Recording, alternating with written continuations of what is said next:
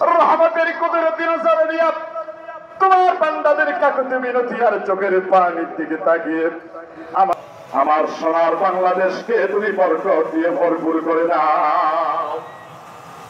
দেশকে স্বাধীন করবার জন্য যারা জীবন দিয়েছে ৭১ সনে, আল্লাহ তাদেরকে শহীদ হিসাবে কবুল করে নাও। বিশেষ করে জুলাই আন্দোলনে যারা জীবন দিয়েছে, রক্ত দিয়েছে, আল্লাহ যারা দুনিয়া থেকে বিদায় হয়েছে তাদেরকে শহীদ হিসাবে কবুল করে নাও। যারা অসুস্থ আছেন তাদেরকে তুমি শিফায়ে কামেলা আজেলা দান করে দাও। রব্বুল আলামিন এই মুহূর্তে মনে পড়ে গেল ফিলিস্তিনের মুসলমানদের কথা।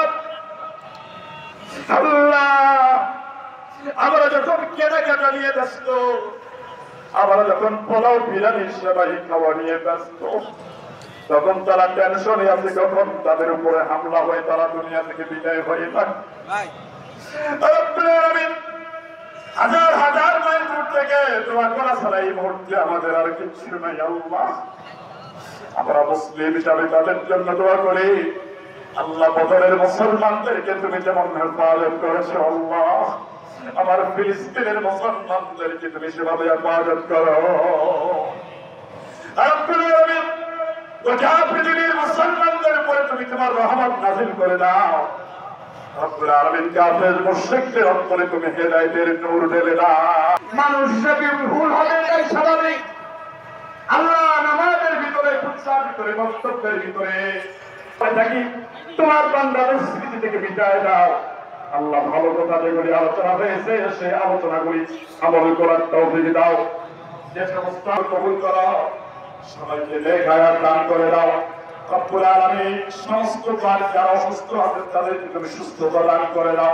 যারা ঋণগ্রস্ত আছেন ঋণ পরিশোধ করার তৌফিক দিয়ে আমার মনে নেই। আল্লাহ, যারা উদ্দেশ্য নিয়ে দোয়া চেয়েছেন সকলের মনে নেক মাকসাদগুলিকে তুমি পূরণ করে দাও। আগামী রমজান পর্যন্ত আমাদের হায়াতকে তুমি দীর্ঘ করে দাও। আল্লাহুম্মা ইজআলনা মিনাল্লাযীনা লা খাউফুন আলাইহিম ওয়া লা হুম ইয়াহজানুন।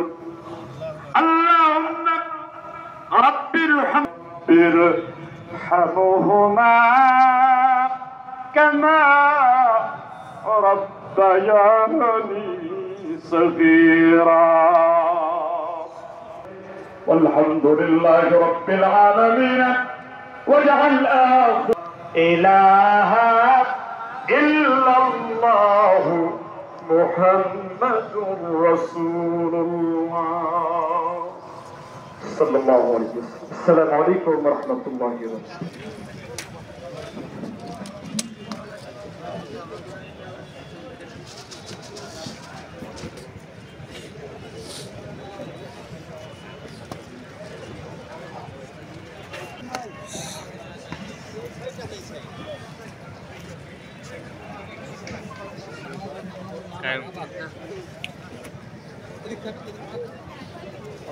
আপনি